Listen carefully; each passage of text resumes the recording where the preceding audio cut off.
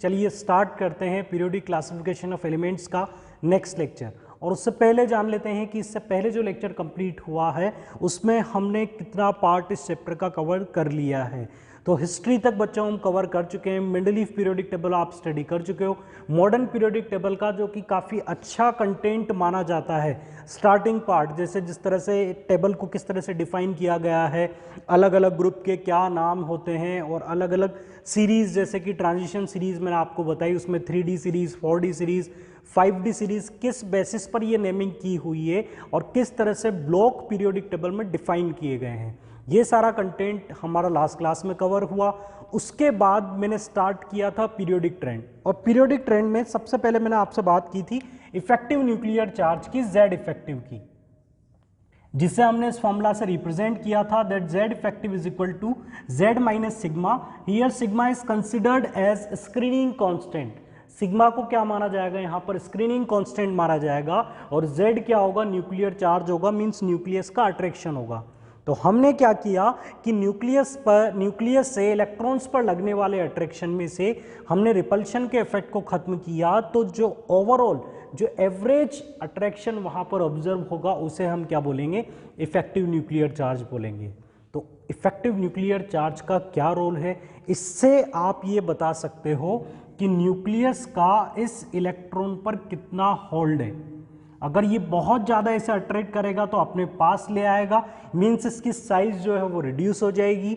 या अगर आप इस इलेक्ट्रॉन को निकालना चाहते हो, अगर इसका इस पर होल्ड ज़्यादा होगा तो इस इलेक्ट्रॉन को निकालना बहुत मुश्किल होगा, मीन्स इसे निकालने के लिए आपको ज़्यादा एनर्जी लगानी पड़ेगी। ठीक है, मैं यहाँ से किसी चीज़ को उठाना चाहता हूँ और किसी दूसरे पर्सन ने उस ऑब्जेक्ट को ज़्यादा ताकत से पकड़ा हुआ है, तो उसे वहाँ से रिमूव करने के लिए मुझे और भी ज़्यादा पावर अप्लाई करनी पड़ेगी। तो इस कॉन्सेप्ट से हम आगे के ट्रेंड्स को रिलेट करेंगे, आप इसे ध्यान रखिएगा।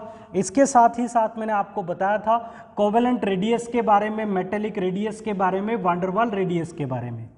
तो मैंने बोला कि जब कोवेलेंट रेडियस से कोई एटम बॉन्डेड होता है और उस बेसिस पर आप उसकी रेडियस पता करते हो, तो कोवेलेंट के केस में रेडियस आपको कम मिलती है, मेटेलिक में ज़्यादा मिलती है, और वांडरवाल के केस में आपको कैसी रेडियस मिलती है? मैक्सिमम मिलती है। एक और इंपॉर्टेंट पॉइंट बच्चों, कोई एटम अगर केटायन में कन्वर्ट होता है तो उसकी साइज रिड्यूस हो जाती है, और एनायन में कन्वर्ट होता है तो साइज इंक्रीज हो जाती है। तो इसके भी विद एग्जांपल हम स्टडी कर चुके हैं इस केस को भी। साथ ही साथ आइसो इलेक्ट्रॉनिक का केस भी हमने स्टडी किया कि एक आयंस की सीरीज हो जो कि आइसो इलेक्ट्रॉनिक सीरीज है। आइसो इलेक्ट्रॉनिक का मतलब कि सबका, आइसो इलेक्ट्रॉनिक का मीनिंग क्या होगा कि सब में नंबर ऑफ इलेक्ट्रॉन्स बराबर होंगे। तो हम Z इफेक्टिव से या नंबर ऑफ प्रोटॉन से डायरेक्ट कंपेयर कर सकते हैं कि उस आइसो इलेक्ट्रॉनिक सीरीज में स्मॉलेस्ट कौन होगा और लार्जेस्ट कौन होगा। तो ये था बच्चों लास्ट क्लास का कंटेंट, और मैंने आपको बोला था कि नेक्स्ट लेक्चर में हम स्टार्ट करेंगे पीरियोडिक टेबल में जो एलिमेंट्स का अरेंजमेंट है उनमें साइज किस तरह से वेरी करती है, मींस एटॉमिक साइज की बात की जाएगी top to bottom and left to right.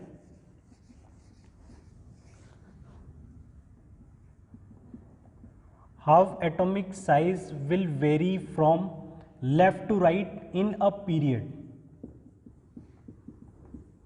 और पीरियड में लेफ्ट टू राइट आप इसे स्टडी कर रहे हैं। तो इसके लिए हम एक एग्जांपल ले लेते हैं, जैसे कि हम बात करें लिथियम से लेकर नियोन तक। तो lithium, beryllium, boron, carbon, nitrogen, oxygen, fluorine, neon. Clear? Left to right move करने पर साइज किस तरह से वेरी करेगी, साइज इंक्रीज होगी या फिर साइज डिक्रीज होगी, इस कॉन्सेप्ट को हमें यहाँ पर स्टडी करना है।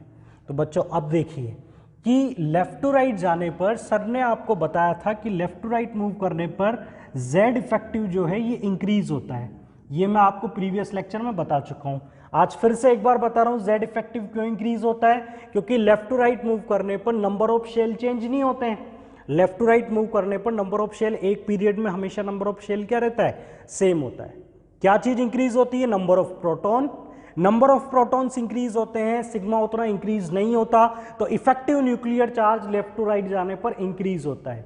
और आपको पिछली क्लासेस से ये चीज बताई जा रही है कि अगर ये Z इफेक्टिव ज्यादा होगा, ये ज्यादा अट्रैक्शन अगर आउटर मोस्ट शेल के इलेक्ट्रॉन पर होगा तो वो इलेक्ट्रॉन ज्यादा क्लोज आ जाएगा और एटॉमिक साइज डिक्रीज हो जाएगी। तो हम बोल सकते हैं कि Z इफेक्टिव अगर इस तरफ इंक्रीज होगा तो साइज यहां पर डिक्रीज होगी, साइज यहां पर डिक्रीज होगी, size left to right move करने पर डिक्रीज होगी, मींस लिथियम की साइज बेरिलियम से बड़ी होगी, बेरिलियम बोरॉन से बड़ा होगा, ये कार्बन से बड़ा होगा, ये नाइट्रोजन से, ये ऑक्सीजन से, ये फ्लोरीन से, बट यहां पर एक्सेप्शन आ जाएगा बच्चों। ठीक है, इस पूरे पीरियड में बात करें तो लेफ्ट टू राइट मूव करने पर स्मॉलेस्ट साइज आपको किसकी मिलेगी, फ्लोरीन की मिलेगी। तो यहां पर ध्यान रखिएगा, यहां पर अगर हम नियोन की रेडियस की बात करें तो इस पूरे पीरियड में नियोन कैसा होगा, लार्जेस्ट होगा। क्यों? क्योंकि इसमें आप कौन सी रेडियस कंसिडर कर रहे हैं, वांडरवाल रेडियस इसमें कंसिडर की जा रही है, इसलिए इसकी साइज जो है वो आपको बड़ी मिलेगी। तो आपको क्या स्टेटमेंट ध्यान रखना है, that in a periodic table if we move from left to right atomic size will decrease because effective nuclear charge will increase, this size will decrease till halogen family. कहां तक ये साइज डिक्रीज होगी, halogen तक decrease होगी। Noble gases में आप इस case को मत लगाइएगा। अगर आपसे पूछा जाए कि सेकेंड पीरियड में स्मॉलेस्ट साइज किसकी होगी तो आपका आंसर होगा फ्लोरीन। सेकेंड पीरियड में स्मॉलेस्ट साइज किसकी होगी, फ्लोरीन की होगी। यहां पर आप अपना आंसर नियोन को कंसिडर ना करें, गलत हो जाएगा। तो इस तरह से आप साइज का वेरिएशन बता सकते हैं लेफ्ट टू राइट। चलिए अब बात करते हैं कि टॉप टू बॉटम मूव करने पर एटॉमिक साइज किस तरह से वेरी करती है। तो नेक्स्ट एटॉमिक साइज की स्टडी करते हैं in a group, means top to bottom. तो एक ग्रुप का एग्जांपल लें, lithium, sodium, hydrogen, lithium, sodium, potassium, rubidium, caesium, francium. इस ग्रुप में अगर टॉप टू बॉटम मूव करें तो एटॉमिक साइज इंक्रीज होगी या डिक्रीज होगी। तो बेटा अब अगर Z इफेक्टिव से यहां अप्रोच करोगे तो मैंने आपको बताया था कि किसी पर्टिकुलर ग्रुप में Z effective means effective nuclear charge तो ऑलमोस्ट कांस्टेंट होता है। तो इफेक्टिव न्यूक्लियर चार्ज का तो यहां पर किसी तरह से इफेक्टिव न्यूक्लियर चार्ज डोमिनेट है ही नहीं। तो इससे आप एटॉमिक साइज को रिलेट ना करके आप ग्रुप के लिए अपना एक्सप्लेनेशन किसे कंसिडर करेंगे, नंबर ऑफ शेल को। Number of shell increasing, number of shell increasing, तो यहां पर साइज विल इंक्रीज। क्यों इंक्रीज होगी, because number of shells are increasing. तो अगर हमें इनका साइज का ऑर्डर बताना हो, हाइड्रोजन से लेकर फ्रांशियम तक एटॉमिक साइज कैसे वेरी करती है, तो आपका आंसर क्या होगा, हाइड्रोजन से बड़ी साइज होगी लिथियम की, लिथियम से बड़ा सोडियम, उससे बड़ा पोटेशियम, रुबिडियम, सीजियम, फ्रांशियम। ठीक है, तो एटॉमिक साइज का ये सिंपल सा एक्सप्लेनेशन था that left to right move करने पर एटॉमिक साइज डिक्रीज होती है और टॉप टू बॉटम मूव करने पर एटॉमिक साइज इंक्रीज होती है। लेफ्ट टू राइट कहां तक इंक्रीज होती है, केवल हेलोजन्स तक डिक्रीज होती है। लेफ्ट टू राइट डिक्रीज होती है और हेलोजन तक डिक्रीज होती है और टॉप टू बॉटम मूव करने पर एटॉमिक साइज इंक्रीज होती है। आपको एग्जाम में इनके रीजन पूछे जाएंगे तो आप इनके रीजन क्या देंगे, लेफ्ट टू राइट किसी भी प्रॉपर्टी के वेरिएशन के लिए आप किसे जिम्मेदार ठहराएंगे, हमेशा Z इफेक्टिव को, इफेक्टिव न्यूक्लियर चार्ज को। और अगर आपको किसी ग्रुप में वेरिएशन को बताना है तो वहां आप अपना कंपेरिजन किससे करेंगे, नंबर ऑफ शेल के बेसिस पर। ठीक है, जो चीज वेरी करती है, जो चीज डोमिनेटिंग होती है, उसी से आप अपनी प्रॉपर्टीज को रिलेट करें। यहां पर आप इफेक्टिव न्यूक्लियर चार्ज से साइज को कंपेयर ना करें और यहां पर नंबर ऑफ शेल से आप साइज को कंपेयर ना करें। ऐसा नहीं कि यहां पर नंबर ऑफ शेल हैं तो हम सबकी साइज सेम कंसिडर कर लें। यहां पर शेल सब में इक्वल है, बट Z इफेक्टिव जो है, इफेक्टिव न्यूक्लियर चार्ज, वो सबसे ज्यादा किसमें, फ्लोरीन में। तो फ्लोरीन आपको कैसा मिलेगा, स्मॉलेस्ट मिलेगा। फ्लोरीन की साइज कैसे मिलेगी, आपको छोटी मिलेगी। तो ये था एटॉमिक साइज का एक जनरल ऑर्डर कि लेफ्ट टू राइट मूव करने पर और टॉप टू बॉटम मूव करने पर एटॉमिक साइज कैसे वेरी करती है। बट क्या ये ऑर्डर पूरी पीरियोडिक टेबल में एप्लीकेबल है, नहीं। इस ऑर्डर के बच्चों कई सारे एक्सेप्शन है जिन्हें आप हायर क्लासेस में स्टडी करेंगे। क्लास 11th में जब आप पीरियोडिक टेबल स्टडी करेंगे तो वो सारे एक्सेप्शंस आपको बताए जाएंगे कि कुछ ऐसे भी ग्रुप हैं जिनमें एटॉमिक साइज उस तरह से वेरी नहीं करती है जिस तरह से हम सोचते हैं। तो बेटा उनमें से कुछ एक्सेप्शंस मैं आप लोगों के साथ शेयर कर रहा हूं। जैसे कि हम बात करें बोरोन फैमिली की, बोरोन के जस्ट बाद कौन आता है, एल्यूमिनियम, फिर आता है गैलियम, फिर इंडियम आता है और फिर आता है थेलियम। अब ये एक ग्रुप के एलिमेंट है, तो जैसा कि अभी अभी मैंने आपको बताया, एक ग्रुप में टॉप टू बॉटम मूव करने पर एटॉमिक साइज इंक्रीज होती है। तो according to general trend boron से बड़ा एल्यूमिनियम, गैलियम, इंडियम, थेलियम, सबसे बड़ा कौन होगा? थेलियम होगा। बट एक्चुअल ऑर्डर जब देखा जाता है तो बोरोन से बड़ी साइज एल्यूमिनियम की होती है, बट एल्यूमिनियम और गैलियम की साइज हमें ऑलमोस्ट सेम मिलती है। मीन्स यहां पर एल्यूमिनियम जो है वो या तो लगभग इक्वल मिलता है गैलियम के, या थोड़ा सा बड़ा मिलता है गैलियम से। मीन्स एल्यूमिनियम गैलियम से छोटा नहीं होता है। ये पॉइंट हमें क्या बताता है कि एल्यूमिनियम गैलियम से छोटा नहीं है, जबकि हमारा जनरल ट्रेंड क्या बोलता है? जनरल ट्रेंड ये बोलता है कि बोरोन से बड़ा एल्यूमिनियम, और एल्यूमिनियम किससे? बोरोन से बड़ा एल्यूमिनियम, और एल्यूमिनियम से बड़ा कौन होगा? गैलियम होगा, जबकि ये पॉइंट ट्रू नहीं है। मीन्स ये तो एक्सेप्शन आ गया, जैसा मैंने सोचा था वैसा एल्यूमिनियम और गैलियम में नहीं होता है। आगे देखते हैं तो गैलियम से बड़ा इंडियम है, बट इंडियम और थेलियम भी मुझे क्या मिलते हैं? ऑलमोस्ट सेम मिलते हैं। मीन्स कुछ तो लफड़ा है कि इनकी साइज का वो वेरिएशन नहीं आया जैसा हमने एक्सपेक्ट किया था। तो ये अनएक्सपेक्टेड रिजल्ट या ये एक्सेप्शंस आने के क्या रीजंस होते हैं उससे आप समझिएगा बेटा। गैलियम से जस्ट पहले कौन सी सीरीज आ जाती है? इससे जस्ट पहले आ जाता है जिंक, जिंक से पहले कॉपर आ जाता है। मींस स्कैंडियम से लेकर जिंक तक की ये सीरीज आ जाती है, जिसे हम कौन सी सीरीज बोलते हैं? 3D series. और आपको पता है डी हो या एफ हो, इनके अंदर जब इलेक्ट्रॉन फिल किया जाता है तो वो इनर शेल में फिल किया जाता है। डी के अंदर इलेक्ट्रॉन, देखो ध्यान से समझना इस चीज को, ये इलेक्ट्रॉनिक कॉन्फ़िगरेशन पर बेस्ड है। अगर आपसे मैं बात करूं जिंक की, तो जिंक में जो लास्ट इलेक्ट्रॉन आपने फिल किया था वो किस में फिल किया था? 3D में। बट ये 3D किससे पहले आता है? 4s से पहले आता है। मींस स्कैंडियम से लेकर जिंक तक जो भी आपने इलेक्ट्रॉन्स ऐड किए हैं वो इलेक्ट्रॉन सेकंड लास्ट शेल में, डी सब शेल में, डी ऑर्बिटल में आपने फिल किए। और डी ऑर्बिटल में जो इलेक्ट्रॉन आता है उसके रिपल्शन पर डिपेंड करता है कि गैलियम की साइज बढ़ेगी या नहीं बढ़ेगी। मींस इस पूरी सीरीज में जो इलेक्ट्रॉन्स आए हैं उन इलेक्ट्रॉन्स ने आउटर मोस्ट शेल को उतना रिपल्शन नहीं दिया। मींस सिंपल सा मैं बोलूं तो स्कैंडियम से लेकर जिंक तक के जो एलिमेंट हैं इन्होंने जेड इफेक्टिव को, इफेक्टिव न्यूक्लियर चार्ज को काफी ज्यादा बढ़ाया, ना कि सिग्मा को इतना बढ़ाया। ठीक है भाई, जेड इफेक्टिव जो है ये दो चीजों पर डिपेंड करता है, इफेक्टिव न्यूक्लियर चार्ज, जेड पर और सिग्मा पर। और इस पर कौन डिपेंड करता है? साइज। क्लियर है? साइज किस पर डिपेंड करती है? इस पर। और ये इन दोनों चीजों पर डिपेंड करता है। अब मैंने बोला स्कैंडियम से लेकर जिंक तक अगर हम बात करें तो ये जो 10 एलिमेंट्स थे इनमें जेड तो काफी अच्छे से राइज हुआ, बट सिग्मा उतना ज्यादा इफेक्टिव नहीं रहा। तो इससे क्या होगा कि इन एलिमेंट्स के गैलियम के पहले आने की वजह से, गैलियम से पहले ये 10 एलिमेंट या ये 10 इलेक्ट्रॉन एंटर होने की वजह से, ये 10 इलेक्ट्रॉन्स की फिलिंग की वजह से गैलियम के अंदर जेड इतना ज़्यादा बढ़ जाता है कि इसकी साइज जो है वो कॉन्ट्रैक्ट हो जाती है। ठीक है, इसकी साइज में कॉन्ट्रैक्ट होने का रीज़न क्या है? 3D इलेक्ट्रॉन्स, ये 3D सीरीज जो कि स्कैंडियम से स्टार्ट होती है। इसलिए इस कॉन्ट्रैक्शन को, गैलियम के साइज में रिड्यूस होने के कॉन्सेप्ट को हम क्या बोल देते हैं? स्कैंडाइड कॉन्ट्रैक्शन।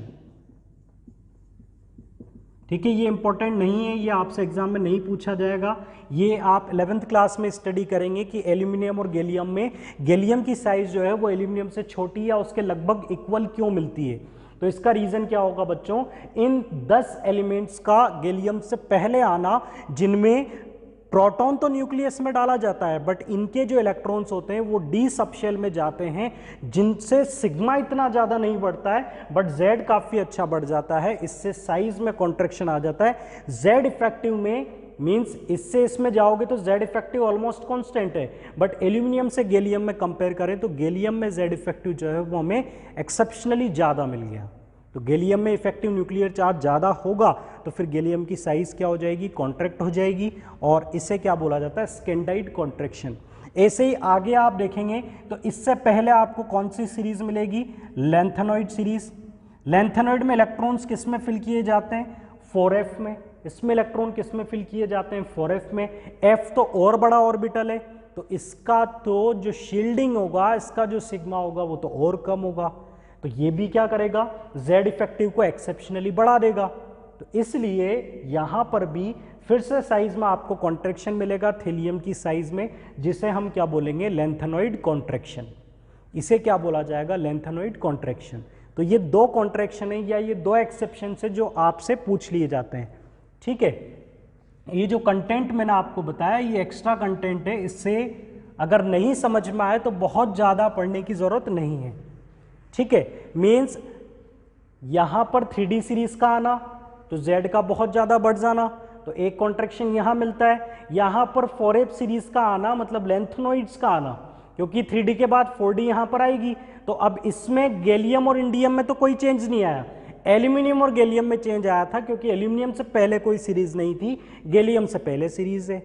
अब इंडियम से पहले भी सीरीज है, बट वो तो गैलियम से पहले भी, तो दोनों में कोई वेरिएशन नहीं है। बट इंडियम और थैलियम में क्या डिफरेंस है, इंडियम और थैलियम में डिफरेंस है कि इन दोनों के बीच में लेंथेनॉइड इंट्रोड्यूस हुए हैं। लेंथेनॉइड किससे पहले इंट्रोड्यूस हुए हैं, थैलियम से पहले, इसलिए थैलियम के कौन अफेक्ट करेगा, लेंथेनॉइड अफेक्ट करेगा। इंडियम को कोई अफेक्ट नहीं करेगा, क्योंकि इंडियम से ऊपर पहले वही सिचुएशन थी जो इंडियम के साथ है। इंडियम से पहले सीरीज है, गैलियम से पहले सीरीज है, बट थैलियम से पहले सीरीज होने के साथ साथ लेंथेनॉइड भी है, इसलिए थैलियम में आपको क्या मिलेगा, लेंथेनॉइड कॉन्ट्रैक्शन मिलेगा। इस सीरीज के अंदर साइज कैसे वेरी करती है, आपसे डी ब्लॉक पर क्वेश्चन पूछे जा सकते हैं। 11th क्लास में आप स्टडी करेंगे कि डी ब्लॉक में स्कैंडियम से लेकर जिंक तक जाते हैं, तो ये मूवमेंट भी कैसा है, लेफ्ट टू राइट है, ये फ्लो भी कैसा होगा, लेफ्ट टू राइट होगा। तो क्या यहाँ भी साइज डिक्रीज होती है, नहीं, स्कैंडियम से लेकर जिंक तक जाने पर साइज डिक्रीज नहीं होती है, जबकि हमारा जनरल ट्रेंड क्या बोलता है, स्कैंडियम से लेकर जिंक पर मूव करने पर, लेफ्ट टू राइट जाने पर एटॉमिक साइज डिक्रीज होती है।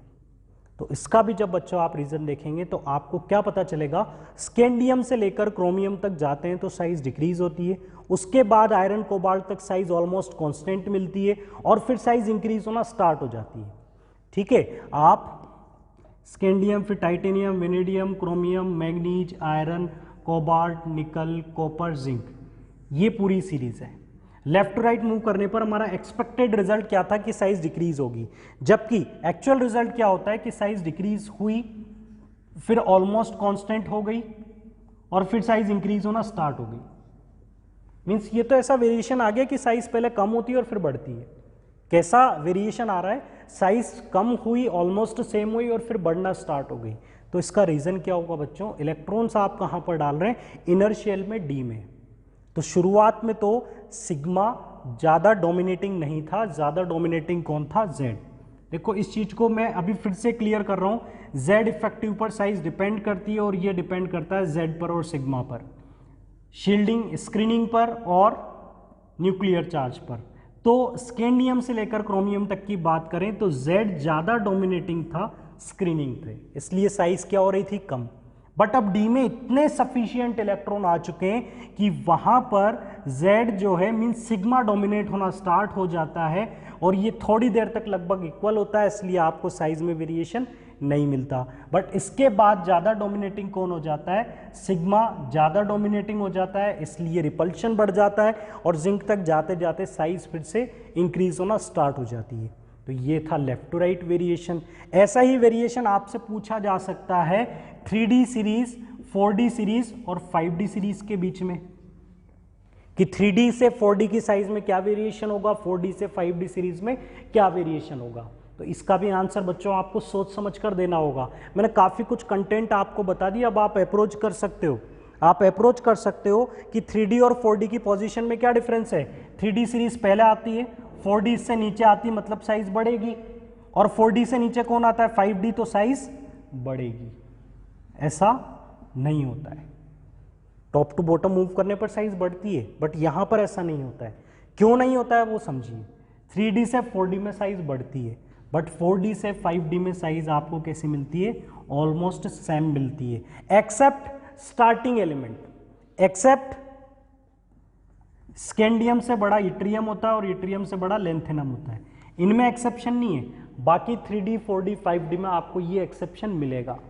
इसका रीज़न सोच सकते हो आप लोग, इसका रीज़न आप लोग सोच सकते हो कि सर 3D से 4D में ना तो कोई नए एलिमेंट, नई सीरीज यहाँ पर इंट्रोड्यूस नहीं हुई, तो जैसा आप सोच रहे हो वैसा ही होगा।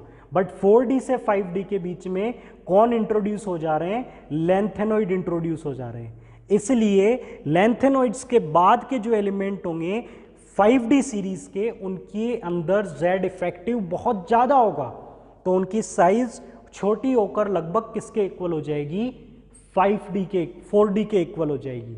तो आपको एक कॉमन सा एग्जांपल ये देखने को मिलता है कई जगह पर कि टाइटेनियम से बड़ा जिरकोनियम होता है और ये हैफनियम के ऑलमोस्ट इक्वल होता है। तो इसका रीजन क्या होगा कि इससे इसमें जाओगे तो शेल बढ़ेंगे, इसलिए साइज बढ़ेगी, इससे इसमें जाओगे तो शेल भी बढ़ेंगे, बट बीच में क्या इंट्रोड्यूस हो चुका है, लैंथेनॉइड, और लैंथेनॉइड की वजह से Z इफेक्टिव बहुत ज़्यादा बढ़ चुका है, इसलिए जो बाकी एलिमेंट मीन्स हैफनियम है उसकी साइज बहुत ज़्यादा छोटी हो जाएगी, और इतनी छोटी हो जाएगी कि वो किसके इक्वल आ जाए, जिरकोनियम के ऑलमोस्ट इक्वल आ जाती है। तो ये था एटॉमिक साइज का वेरिएशन किसी पर्टिकुलर ग्रुप में और किसी पर्टिकुलर पीरियड में, और एक्सेप्शंस भी मैं ऑलमोस्ट आप लोगों के साथ सारे शेयर कर चुका हूं। एक स्कैंडाइड कॉन्ट्रैक्शन है, एक लैंथेनॉइड कॉन्ट्रैक्शन है, इन दोनों की वजह से ही एटॉमिक साइज में काफ़ी ज़्यादा वेरिएशन आते हैं। ठीक है, तो इससे आप इस तरह से भी याद रख सकते हैं कि जहाँ पर भी नई सीरीज इंट्रोड्यूस होती है, जैसे कि एल्यूमिनियम के बाद और गैलियम से पहले एक नई सीरीज इंट्रोड्यूस हुई थी 3D सीरीज, इसलिए गैलियम के अंदर आपको अनएक्सपेक्टेड रिजल्ट मिले।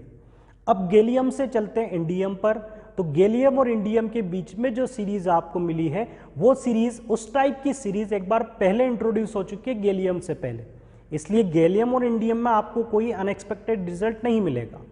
ठीक है, अब आप इंडियम से थेलियम पर जाओगे तो आपको यहां पर एक नई सीरीज मिलेगी, लैंथेनॉइड सीरीज। लैंथेनॉइड सीरीज का कहां पर इंट्रोड्यूस होगी, इंडियम और थेलियम के बीच में, इसलिए थेलियम में आपको जो रिजल्ट मिलेगा, जो साइज में रिजल्ट मिलेगा वो बहुत ज़्यादा कॉन्ट्रैक्शन मिलेगा। कॉन्ट्रैक्शन ही क्यों आ रहा है, कॉन्ट्रैक्ट ही क्यों हो रही है साइज, इसका रीजन क्या है कि ये जो सीरीज इंट्रोड्यूस हो रही है बीच में 3D और 4F, इनके अंदर इलेक्ट्रॉन्स किस में डाले जाते हैं, D और F में।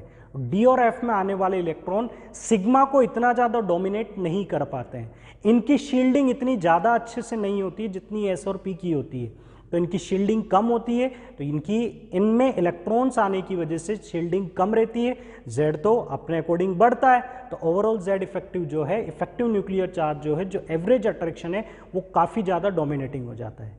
इसलिए इनके बाद जो एलिमेंट आपको मिलेंगे उनके अंदर इफेक्टिव न्यूक्लियर चार्ज बहुत ज़्यादा होगा और उनकी साइज आपको कैसी मिलेगी, छोटी मिलेगी। क्लियर, उनकी साइज में आपको कॉन्ट्रैक्शन मिलेगा। अब बात करें 10th बोर्ड और एनसीईआरटी लेवल पर, आपको बड़ा सिंपल वे में अटेम्प्ट करना है। Left to right size decrease होगी टिल हेलोजन फैमिली, और top to bottom atomic size increase होगी। ठीक है,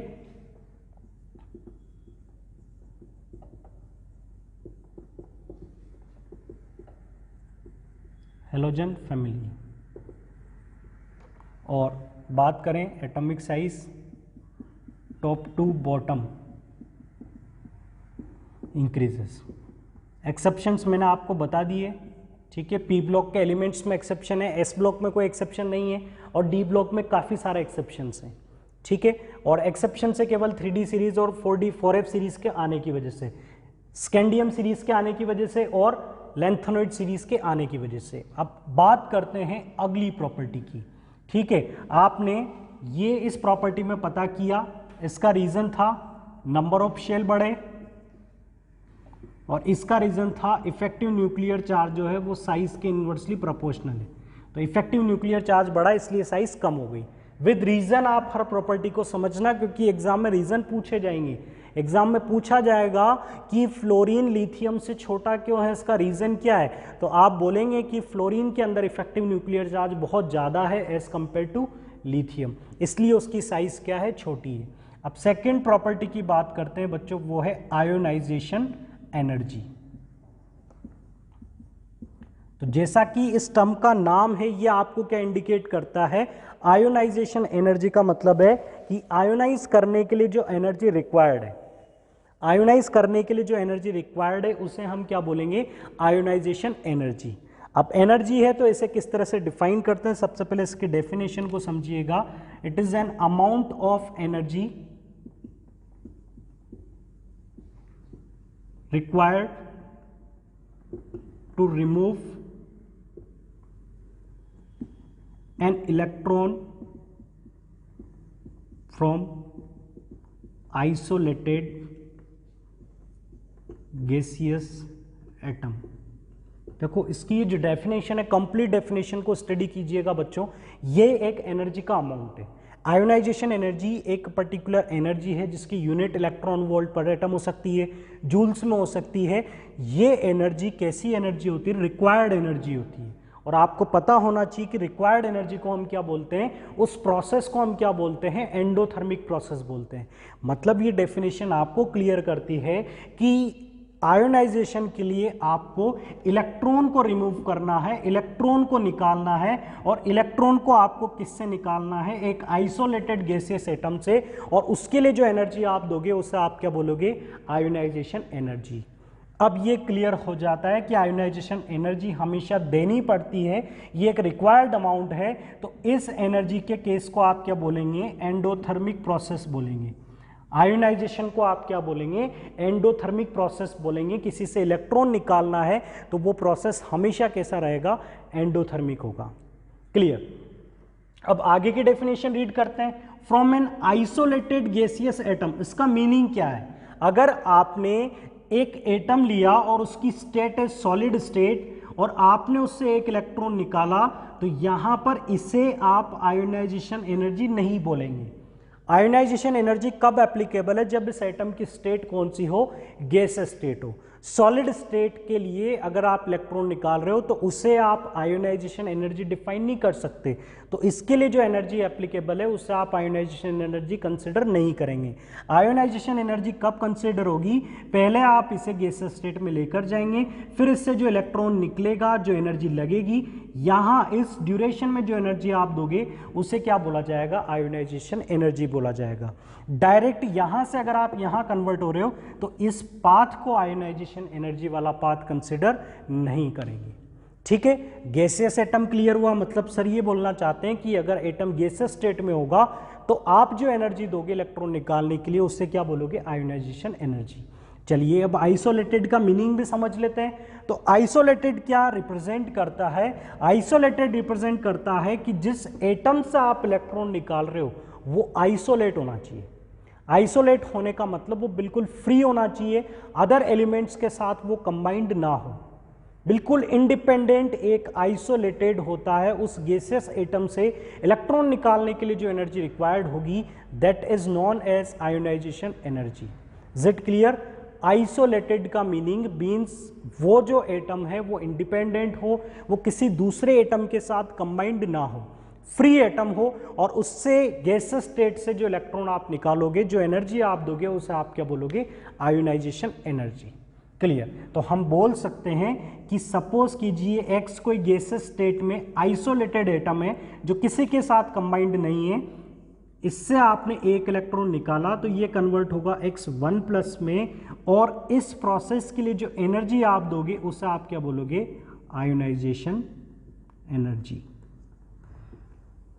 और इससे हम रिप्रेजेंट करेंगे IE से, इससे हम रिप्रेजेंट करेंगे IE से। ठीक है, अब आयोनाइजेशन एनर्जी के ट्रेंड हमें स्टडी करने कि लेफ्ट टू राइट मूव करने पर आयोनाइजेशन एनर्जी कैसे वेरी करती है और टॉप टू बॉटम मूव करने पर आयोनाइजेशन एनर्जी कैसे वेरी करती है। बट उससे पहले हम कंपैरिजन करते हैं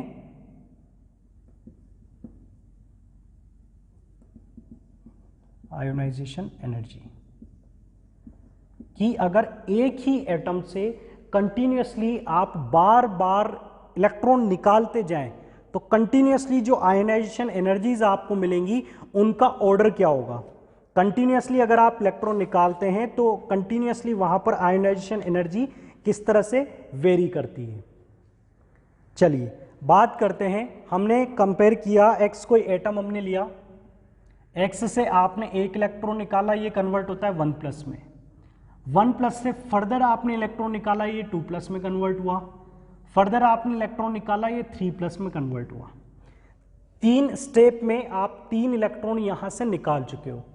यहां पर भी एक इलेक्ट्रॉन निकाल रहे हो, यहां भी एक इलेक्ट्रॉन निकाल रहे हो, यहां भी एक इलेक्ट्रॉन निकाल रहे हो। ऐसा पॉसिबल नहीं है कि आप एक एटम से डायरेक्ट 3 इलेक्ट्रॉन निकाल लो। स्टेप बाय स्टेप हम इस केस को स्टडी कर रहे हैं। तो फर्स्ट इलेक्ट्रॉन निकाला आपने x से, तो इसे बोला जाएगा इसकी फर्स्ट आयोनाइजेशन एनर्जी, जिसे मैं IE से रिप्रेजेंट करूंगा, और इसकी यूनिट क्या होगी ये भी बच्चों आप समझ, पर एटम। क्लियर? तो आपने x से जो इलेक्ट्रॉन निकाला, पहली बार आप इलेक्ट्रॉन निकाल रहे हैं, तो इसे आप क्या बोलेंगे, फर्स्ट आयोनाइजेशन एनर्जी। अब मैं इससे सेकंड इलेक्ट्रॉन निकाल रहा हूं, तो इसे क्या बोलूंगा, सेकंड आयोनाइजेशन एनर्जी। इस टर्म का मीनिंग समझना, आपसे बोला जाए second ionisation energy of calcium, second ionisation energy of calcium, इसका मीनिंग क्या होगा कि हम Ca+ से इलेक्ट्रॉन निकाल रहे हैं। ठीक है, एग्जांपल मैं यहां पर लिख देता हूं, सेकंड IE ऑफ कैल्शियम, इसका मीनिंग क्या होगा, removal of electron take place from Ca+। Second IE का मतलब है कि आप कैल्शियम आयन से इलेक्ट्रॉन निकाल रहे हैं, मींस कैल्शियम का दूसरा इलेक्ट्रॉन बाहर निकल रहा है, तो उसे आप क्या बोलेंगे, सेकेंड आयोनाइजेशन एनर्जी। तो अब आप बता सकते हैं इसे मैं कौन सी आयोनाइजेशन एनर्जी बोलूं, थर्ड आयोनाइजेशन एनर्जी। तो ये हो गई subsequent ionisation energy. Ionisation energy का सीक्वेंस किसी पर्टिकुलर एक एटम के लिए, किसी पर्टिकुलर एक एटम के लिए। अब मैंने ये सीक्वेंस आपको इसलिए बताया ताकि आप कंपैरिजन कर सको कि ये आयोनाइजेशन एनर्जी यहाँ पर ज़्यादा किसकी होगी और कम किसकी होगी।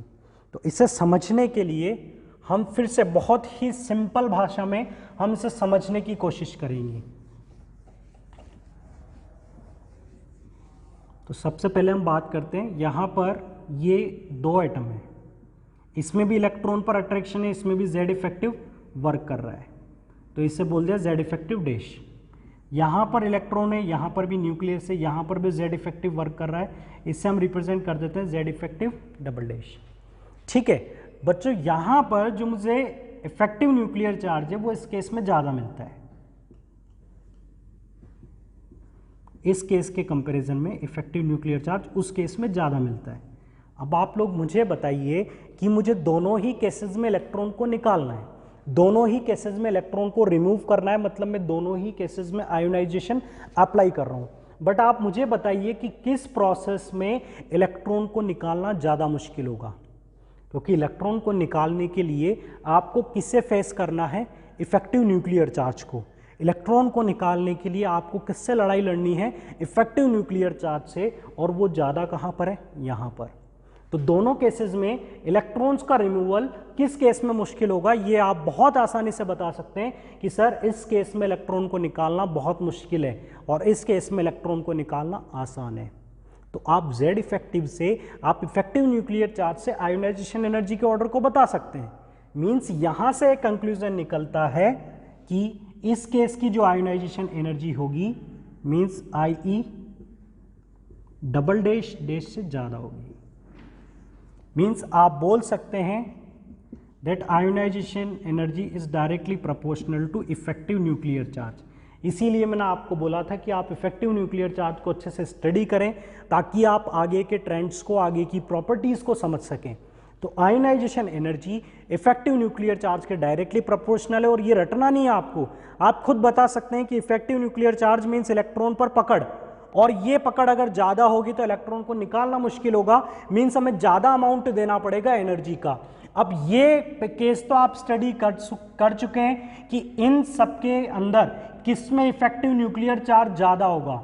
जैसे जैसे कोई एटम केटायन में कन्वर्ट हो जाता है, लास्ट लेक्चर में स्टडी करना, जैसे जैसे कोई एटम केटायन में कन्वर्ट होता है तो उसका इफेक्टिव न्यूक्लियर चार्ज बढ़ता जाता है। तो यहाँ पर सबसे ज़्यादा इफेक्टिव न्यूक्लियर चार्ज किस केस में होगा, X3+ में, और सबसे कम किस केस में होगा, इसमें। तो अगर इस तरफ मूव कर रहे हैं, Z इफेक्टिव राइज हो रहा है, तो फिर यहाँ पर थर्ड आयोनाइजेशन एनर्जी सेकंड से ज़्यादा होगी और सेकंड जो है वो फर्स्ट से ज़्यादा होगी। ये हमेशा ध्यान रखिएगा बच्चों, always IEN is greater than IEN-1। ठीक है, next ionisation energy previous ionisation energy से हमेशा ज़्यादा होती है, IE2 IE1 से हमेशा ज़्यादा होगा। मीन्स एक इलेक्ट्रॉन निकलने के बाद दूसरा इलेक्ट्रॉन निकालना और मुश्किल होता है। एक इलेक्ट्रॉन निकलने के बाद दूसरा इलेक्ट्रॉन निकालना और मुश्किल होता है, मींस जो फर्दर आयोनाइजेशन एनर्जीज हैं उनके अमाउंट हमेशा बढ़ेंगे। ये था एक अच्छा कॉन्सेप्ट। अब कई बार क्वेश्चंस भी पूछे जाते हैं इन केसेस पर। मान लो कोई एटम है ए, आपने कोई एटम कंसिडर किया, एग्जाम में क्वेश्चन ऐसा आता है कि इसकी IE1 की वैल्यू आपको गिवन होती है, इसकी IE2 की वैल्यू आपको गिवन होती है बेटा, और इसकी IE3 की वैल्यू आपको गिवन होती है। ठीक है, IE1 से IE2 ज़्यादा होता है, बट IE3 की जो वैल्यू होती है वो IE2 से बहुत ज़्यादा होती है। और आपसे पूछा जाता है कि इस एटम की वैलेंसी कितनी होगी, या आपसे पूछा जा सकता है कि इसके पास कितने वैलेंस इलेक्ट्रॉन्स होंगे। अब आपको तीनों की वैल्यूज दी हुई है और वैल्यूज को आपने कंपेयर किया तो आपको पता चला कि सेकेंड आयोनाइजेशन एनर्जी फर्स्ट से ज़्यादा है और थर्ड बहुत ही ज़्यादा है। थर्ड आयोनाइजेशन एनर्जी वहाँ पर बहुत ही ज़्यादा है। तो क्या इससे आप कंपेयर कर सकते हो, इससे बता सकते हो कि उसमें कितने वैलेंस इलेक्ट्रॉन होंगे या उसकी वैलेंसी कितनी होगी? बिल्कुल, आप बहुत आसानी से बता सकते हो। देखो, थर्ड आयोनाइजेशन एनर्जी बहुत ज़्यादा है, इसका मतलब क्या होगा कि दो इलेक्ट्रॉन निकलने के बाद कॉन्फ़िगरेशन कैसा हो गया होगा? बहुत स्टेबल हो गया होगा। इसलिए थर्ड आयोनाइजेशन एनर्जी में बहुत ज़्यादा जंप आ गया। जंप तो आएगा, ये तो हम जानते हैं, ये तो हम स्टडी कर चुके हैं कि आयोनाइजेशन एनर्जी बढ़ेगी, बट इतनी ज़्यादा बढ़ेगी ये हमने नहीं सोचा था। तो इतनी ज़्यादा कब बढ़ेगी, इतना बड़ा जंप कब आएगा? जब आप स्टेबल कॉन्फ़िगरेशन को छेड़ रहे होंगे। इसका मतलब क्लियर है कि इस एटम से दो इलेक्ट्रॉन निकालने के बाद ये किस कॉन्फ़िगरेशन को अचीव कर लेता है? नोबल गैस कॉन्फ़िगरेशन को। मींस इसकी वैलेंसी या वैलेंस इलेक्ट्रॉन कितने होंगे? इसमें 2, जिन्हें आप आसानी से निकाल पा रहे हो। लेकिन जब आप तीसरे इलेक्ट्रॉन को निकालते हो, थर्ड आयोनाइजेशन एनर्जी डालते हो, तो वो बहुत ज़्यादा रिक्वायर्ड होती है। चलिए, इसको मैं एक एग्जाम्पल से भी आपको बताता हूं।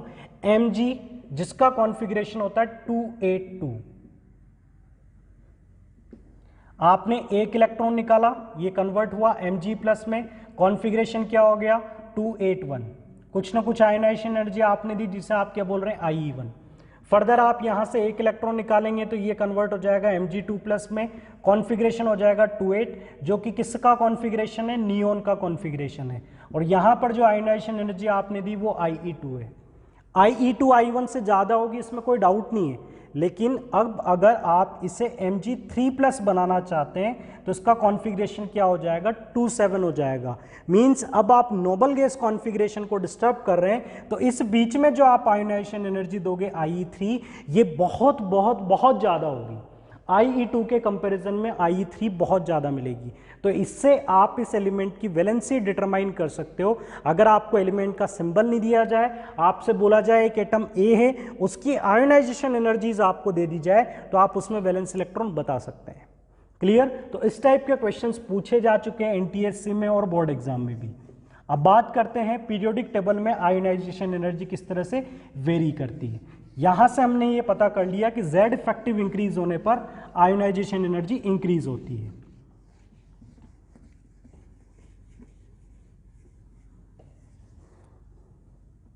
IE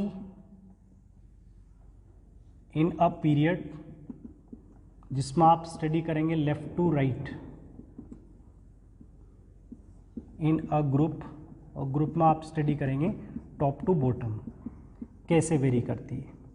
तो अब आप बता सकते हैं कि लेफ्ट टू राइट मूव करने पर इफेक्टिव न्यूक्लियर चार्ज बढ़ता है, साइज जो है ये डिक्रीज होती है। तो आयोनाइजेशन एनर्जी जो कि इफेक्टिव न्यूक्लियर चार्ज के डायरेक्टली प्रोपोर्शनल है, means left to right move करने पर न्यूक्लियस का इलेक्ट्रॉन्स पर होल्ड बढ़ रहा है, तो उन इलेक्ट्रॉन को निकालना मुश्किल होता जाएगा, मतलब आयोनाइजेशन एनर्जी बढ़ती जाएगी। बट आयोनाइजेशन एनर्जी मैक्सिमम किसकी मिलेगी आपको? नोबल गैसेस की। ठीक है, इसका कोई एक्सेप्शन नहीं है। Left to right ionisation energy बढ़ती है, चाहे आप नोबल गैस तक चले जाएं या आप हेलोजन तक जाएं, आपको आयोनाइजेशन एनर्जी बढ़ती हुई मिलेगी। साइज में एक्सेप्शन था कि साइज कहाँ तक डिक्रीज हो रही थी? हेलोजन्स तक, क्योंकि नोबल गैसेस में आप वान डेर वाल रेडियस को कंसिडर करते हो, तो ionisation energy left to right increase होगी। चलिए, ये सिंपल था। अब बात करें top to bottom in a group, एक ग्रुप में आपको Z इफेक्टिव तो देखना ही नहीं है, आपको किससे स्टडी करना है, नंबर ऑफ शेल को। और नंबर ऑफ शेल क्या हो रहे हैं, इंक्रीज हो रहे हैं, साइज क्या हो रही है, इंक्रीज हो रही है, मींस इलेक्ट्रॉन्स पर जो होल्ड है वो कमजोर होता जा रहा है क्योंकि साइज क्या होती जा रही है, बड़ी होती जा रही है। तो इलेक्ट्रॉन को निकालना आसान होगा, तो आयोनाइजेशन एनर्जी क्या होगी, कम होगी। जैसा कि मैं आपको स्टार्टिंग से बोलते हुए आ रहा हूं, लेफ्ट टू राइट आप अपना आंसर इफेक्टिव न्यूक्लियर चार्ज से दें और टॉप टू बॉटम के लिए आप अपना आंसर, अपना ट्रेंड नंबर ऑफ शेल से डिफाइन करें। तो नंबर ऑफ शेल जहां पर बढ़ेंगे वहां साइज बढ़ेगी, जहां साइज बड़ी होगी means size is always inversely proportional to ionisation energy. जहां पर साइज आपको छोटी मिलेगी वहां आयोनाइजेशन एनर्जी ज़्यादा है, और जहां साइज बड़ी है वहां पर आयोनाइजेशन एनर्जी कम है। तो इस तरह से आपको आयोनाइजेशन एनर्जी का ट्रेंड बताना है। अब हम बात करते हैं एक एग्जांपल की, लिथियम से लेकर स्टार्ट करते हैं नियोन तक आयोनाइजेशन एनर्जी किस तरह से वेरी करती है।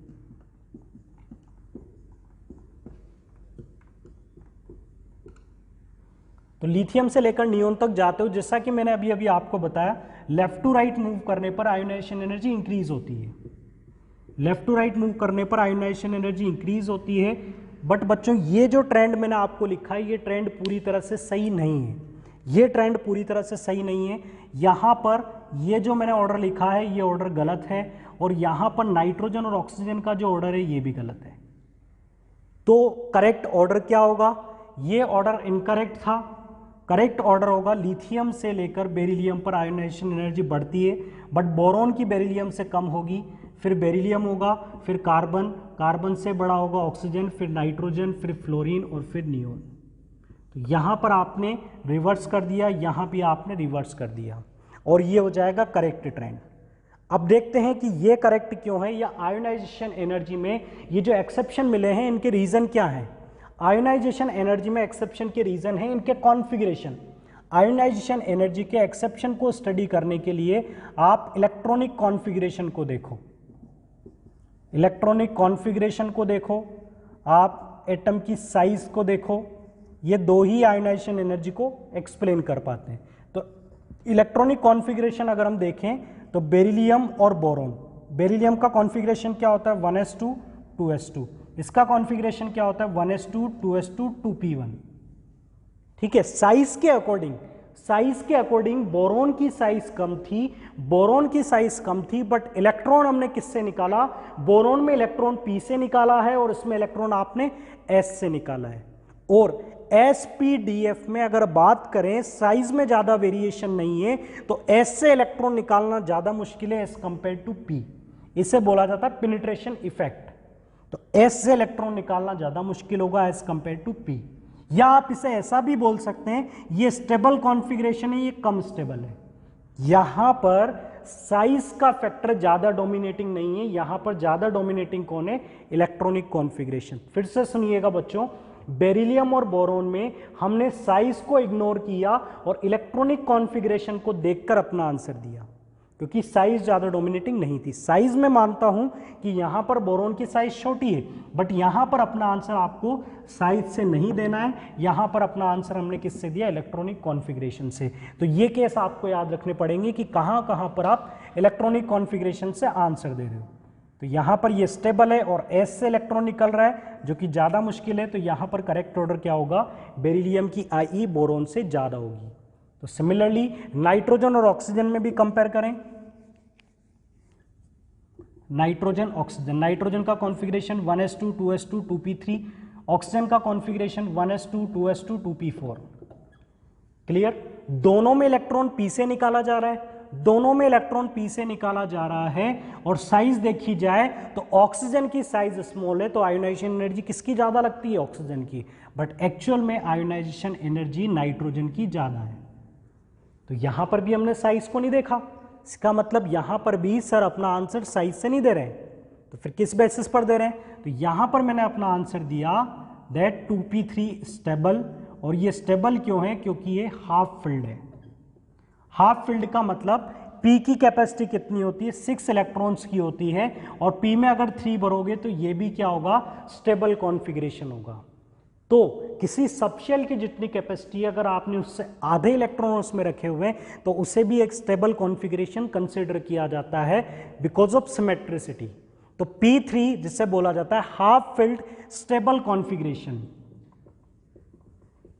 इसकी वजह से नाइट्रोजन से इलेक्ट्रॉन निकालना ऑक्सीजन के कंपैरिजन में मुश्किल है, इसलिए नाइट्रोजन ऑक्सीजन के साथ अपना प्लेस चेंज कर लेता है। तो ये था बच्चों एक अच्छा रिजल्ट कि लेफ्ट टू राइट मूव करने पर आयोनाइजेशन एनर्जी कैसे वेरी करती है और कहाँ कहाँ पर आपको एक्सेप्शन स्टडी करने को मिलते हैं। तो बच्चों ऐसे ही एक्सेप्शन आपको डी ब्लॉक में भी मिलेंगे और भी कई सारे एलिमेंट्स में मिलेंगे, बट आप इतना भी आयोनाइजेशन एनर्जी को स्टडी कर लेते हैं तो ये आप लोगों के लिए मोर देन सफिशिएंट रहेगा। ठीक है, ये हमने एक्स्ट्रा कंटेंट स्टडी किया था। एनसीईआरटी में आयोनाइजेशन एनर्जी का ज़्यादा डिस्कशन बिल्कुल भी नहीं है। यहाँ पर सिंपल ट्रेंड भी अगर आप पढ़ लें एनसीईआरटी के लिए तो वो सफिशिएंट है कि लेफ्ट टू राइट आई बढ़ती है और top to bottom I decrease होती है। अब नेक्स्ट लेक्चर में हम स्टडी करेंगे कि आयोनाइजेशन एनर्जी के कम या ज़्यादा होने से कौन कौन सी प्रॉपर्टीज़ अफेक्ट हो सकती हैं और कौन कौन से ट्रेंड्स आप डिफाइन कर सकते हैं, वो हम स्टडी करेंगे नेक्स्ट लेक्चर में। So students, thank you very much for watching this lecture.